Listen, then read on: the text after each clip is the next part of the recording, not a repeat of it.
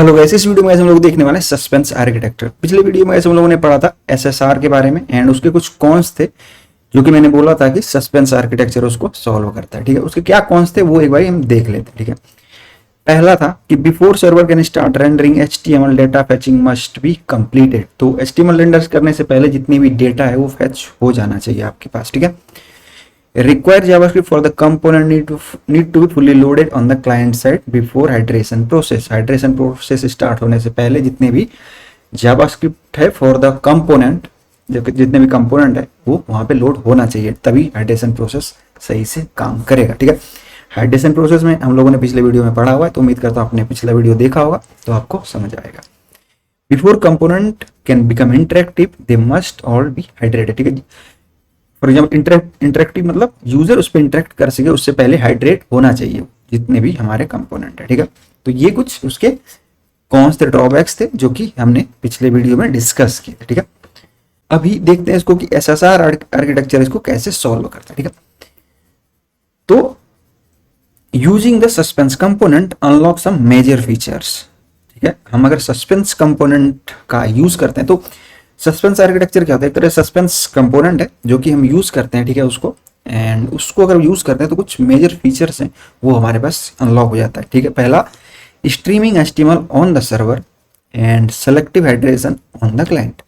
दो major feature है जो कि अनलॉक हो जाते हैं। ठीक है, वो दोनों को हम लोग डिटेल में समझते हैं।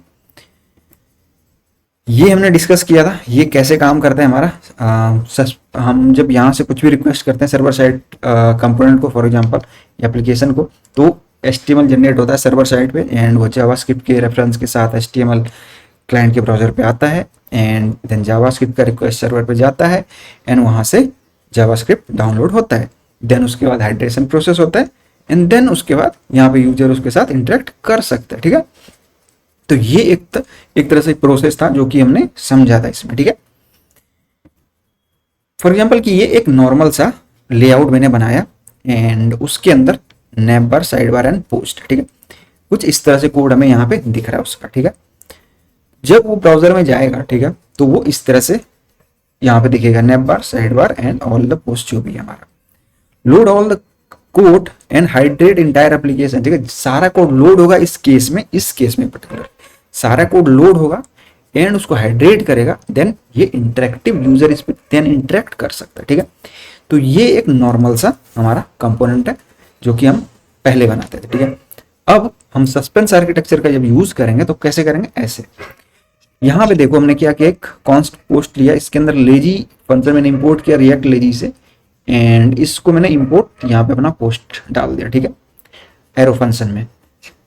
अब हमने क्या किया कि सस्पेंस कंपोनेंट के अंदर सस्पेंस भी हमें यहाँ पे इंपोर्ट करना पड़ता है बेसिकली एंड देन इसको मैंने सस्पेंस कंपोनेंट के अंदर पोस्ट को रैप कर दिया, पोस्ट को रैप किया। ठीक है, क्योंकि इस पोस्ट में हो सकता है कि हमारे पास 100 पोस्ट हो, 200 पोस्ट हो, 500 पोस्ट हो, इसलिए मुझे लगता है कि ये टाइम लेगा एंड मैं चाहता हूँ कि ये अगर टाइम ले तो उस टाइम के लिए नैप बार या साइड बार जो है कम से कम वो दिख जाए यूजर को। ठीक है, तो इसलिए मैंने यहाँ पे एक फॉल बैक भी दिया।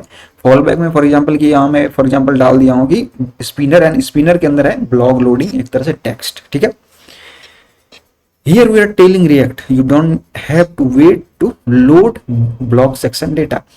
मतलब यहाँ हम रिएक्ट को एक तरह से कह रहे हैं कि जरूरी नहीं कि ये तुम तुरंत ही डाउनलोड कर दो, जब ये डाउनलोड हो जाए, जब इसका सब कुछ फिनिश हो जाए सर्वर पे, देन यहाँ पे इसको भेजो। ठीक है, एक तरह से before that nap bar and side bar एक तरह से आप यहाँ पे जल्दी से दिखा दो। ठीक है, तो एक तरह से यहाँ पे हमें उतना वेट नहीं करना पड़ेगा कि सब लोड हो जाए, हाइड्रेशन प्रोसेस हो एंड यहाँ पे देन हम यूजर को इंटरेक्ट कर सके। यहाँ पे क्या होगा कि यहाँ पे बस ब्लॉक सेक्शन जब टाइम जितना उसका लोड होने में, फॉर एग्जांपल एपीआई रिस्पॉन्स में टाइम लग रहा है तो वो जितना उतना लोडिंग टाइम लेगा एंड देन जब वो फिनिश हो जाएगा देन यहाँ पे हमें ब्लॉक्स दिख जाएंगे। ठीक है,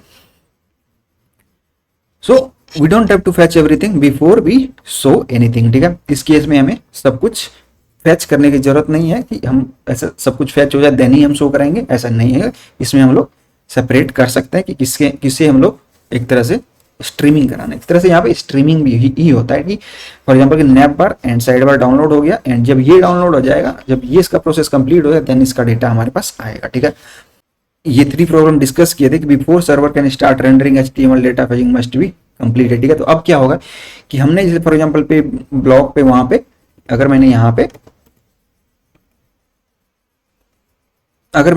फॉर एग्जांपल की इस पोस्ट के लिए सस्पेंस यूज कर लिया, तो अब क्या होगा कि ये दोनों डाउनलोड हो जाएगा एंड इसके लिए जब प्रोसेस कंप्लीट हो जाएगा इसका तब ये डाउनलोड होगा, ठीक है। तो एक तरह से ये वाला फर्स्ट प्रॉब्लम हमें सॉल्व करता है। सेकंड क्या था देखो, सेकंड था require JavaScript for the component need for fully loaded on the client side before hydration process. अब क्या होगा, हाइड्रेशन प्रोसेस सेपरेटली चलेगा, ठीक है। क्योंकि मैंने अब क्या किया है कि ब्लॉक फॉर एग्जाम्पल मेरा जो पोस्ट है उसको सस्पेंस के अंदर मूव कर दिया है, तो अब ये इसका जो हाइड्रेशन प्रोसेस होगा वो सेपरेट होगा एंड इसका अलग से होगा, ठीक है। फॉर एग्जाम्पल की अब अगर मैं यहाँ पे क्लिक कर दूं तो इसका जो क्लिक इवेंट जब रिएक्ट कैप्चर करेगा तब इसका हाइड्रेशन प्रोसेस उस टाइम भी कर सकता है इसको, ठीक है। तो एक तरह से हाइड्रेशन प्रोसेस यहाँ पे ऐसा नहीं है कि वेट करेगा कि ये वाला लोड हो जाए ये वाला भी लोड हो जाए देन हम इसको हाइड्रेट करेंगे, ऐसा नहीं है। यहाँ पे दोनों सेपरेटली हाइड्रेट करेगा, ठीक है। तीसरा था before component can become interactive they must all B hydrated. तो ये भी यहाँ पे हमारा प्रॉब्लम सॉल्व हो जाता है क्योंकि यहाँ पे सेपरेट हाइड्रेशन हो रहा है एंड ये बहुत ही हमारे पास एक तरह से सही है एंड हमारे जो जितने भी SSR के जो कॉन्स थे वो इसको सॉल्व करता है, ठीक है। पर इसके भी कुछ कॉन्स हैं गाइस, ठीक है। जब जिसके भी प्रोसेस है उसके कॉन्स भी होते हैं, तो वो क्या कॉन्स है वो देखते हैं। सस्पेंस SSR ड्रॉबैक्स, ठीक है। Entire code for the web page must be downloaded by the user. जितने भी कोड है फॉर एग्जांपल कि जितने भी एक पेज में कंपोनेंट 10 कंपोनेंट है उसके सारे कोड यूजर को डाउनलोड करने पड़ेंगे अपने ब्राउजर पे, ठीक है। All component to be hydrated even those that जो इंटरेक्टिव नहीं है। फॉर एग्जांपल कि हमारे पेज में 10 कंपोनेंट है एंड उसमें से फॉर एग्जांपल 2 कंपोनेंट है ऐसा है कि जहाँ पे यूजर की कोई इंटरेक्टिविटी नहीं है, बस यूजर देख रहा है उसको, खाली उसका डेटा जो है वहाँ, ठीक है। उसको भी वो वहाँ पे एक तरह से हाइड्रेशन उस पर करेगा, ठीक है। तो वो एक तरह से अननेसेसरी हाइड्रेशन हो गया, ठीक है।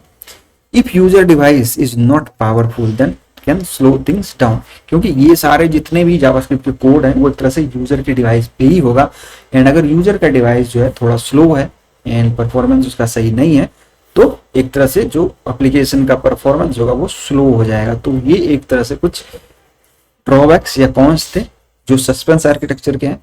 आने वाले वीडियो में हम लोग समझेंगे इसको कैसे सॉल्व करते हैं या क्या इसके सॉल्यूशन है। थैंक्स फॉर वॉचिंग गाइस, मिलते हैं नई वीडियो में।